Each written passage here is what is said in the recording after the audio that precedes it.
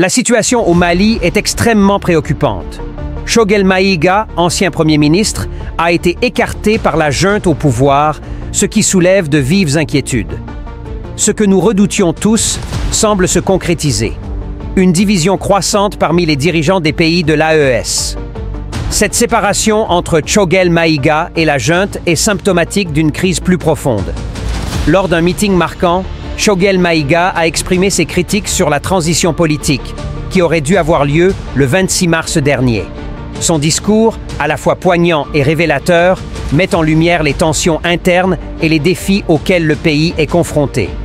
Il est crucial d'écouter le message de Choguel Maïga pour mieux comprendre les enjeux actuels et les implications de cette situation sur l'avenir du Mali.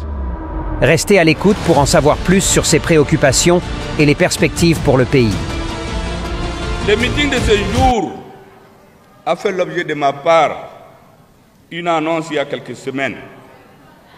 L'annonce a nourri des supputations, parfois des plus malveillantes. Cela n'a pas été pour me surprendre.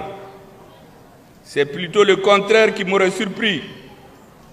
Il est de notoriété publique que pour certains, tout ce qui émane du Premier ministre chef du gouvernement, président du comité stratégique du M5 RFP, ne vaut pas la peine d'être pris en compte. Cependant, d'entrée de jeu, qu'il me soit donné de préciser que la rencontre de cet après-midi n'est ni fortuite, ni une rencontre de plus. Notre présence en ces lieux, votre présence en ces lieux, en ces instants, s'explique par une triple exigence. La commémoration de l'an 1 de la libération de Kidal le 14 novembre 2024. 2. L'impérieux besoin de clarification de la situation politique au Mali aujourd'hui. Vous savez maintenant, à Bamako, il paraît que dès que tu viens chez quelqu'un, il vous demande, mais il faut clarifier ta position. Et deuxièmement, la formulation des propositions pour une réorientation de la transition. Vous rappelez ici que nous avons librement fixé au 26 mars 2022 la fin de la transition à 24 mois par un décret du 6 juin 2022. Donc la transition est censée prendre fin le 26 mars 2024. Mais elle a été reportée sine die, unilatéralement, sans débat au sein du gouvernement. Est-ce que vous pouvez imaginer ça? J'ai appris dans les médias que la transition a été reportée, alors que j'ai signé le décret qui met la fin à 2024. Mais nous avons ce qu'on appelle la patience stratégique.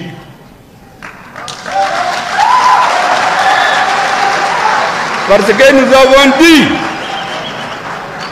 que pendant que les Maliens se tuent au front pour libérer notre pays, nous nous interdisons de rentrer dans les débats politiciens à Bamako.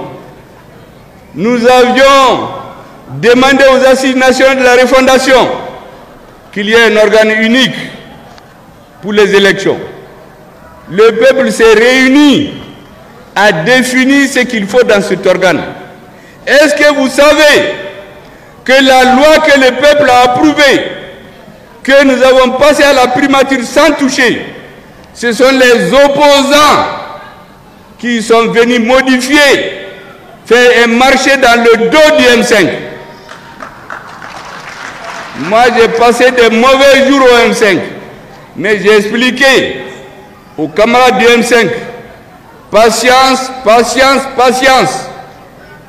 L'armée malienne est en train de se battre. Apprenons à patienter. Nous n'avions pas de pays. L'armée est en train de nous donner un pays. Ne nous battons pas autour des questions politiques pendant qu'on n'a pas de pays. Ceux qui étaient avant nous, ils faisaient ce qu'ils voulaient avec les lois, mais ils ont perdu le Mali. Honorons notre armée. Interdisons-nous des polémiques politiques. Mais vous savez très bien que ce n'est pas normal dans un gouvernement. Le Premier ministre d'un gouvernement ne peut pas apprendre par les médias que les élections sont reportées sans débat au sein du gouvernement. Vous pouvez demander à tous les ministres. Il n'y a jamais eu de débat dans le gouvernement. C'est à la télé que les ministres ont appris que les élections sont reportées. Là encore, j'ai dit aux gens du M5, patience. Attendez. L'important, c'est d'avoir un pays.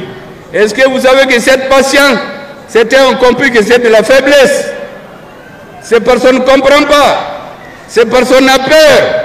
Ces personnes sont opportunistes. Mais ils n'ont rien compris.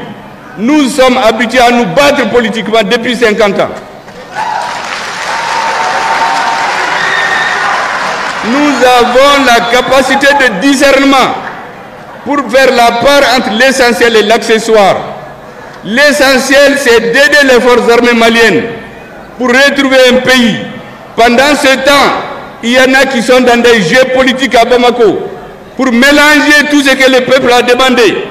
C'est pour cela, mesdames et messieurs, regardez un indice. Aujourd'hui, tous ceux qui vous parlent vous disent que c'est pour appliquer les résolutions des assises. La constitution, le code minier, tout ce qui se fait au Mali. Mais est-ce que vous pouvez vous imaginer quelque chose qui va vous surprendre? Les assises nationales de la refondation ont demandé de diminuer le nombre de partis politiques. 200 partis dans une population de 22 millions. De 1991 à 2021, en 30 ans, il y a eu 200 partis.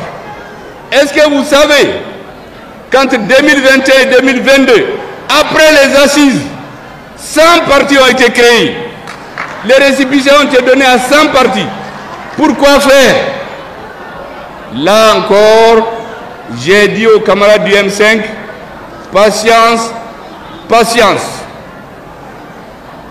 Aujourd'hui, ce sont les responsables de certains de ces partis que vous voyez à la télé menacer le M5, vouloir interdire des manifestations, insulter le Premier ministre dans les médias, dans les télés. Il y en a qui sont même spécialisés. Il paraît que quand vous l'insultez, le lendemain vous êtes gratifié.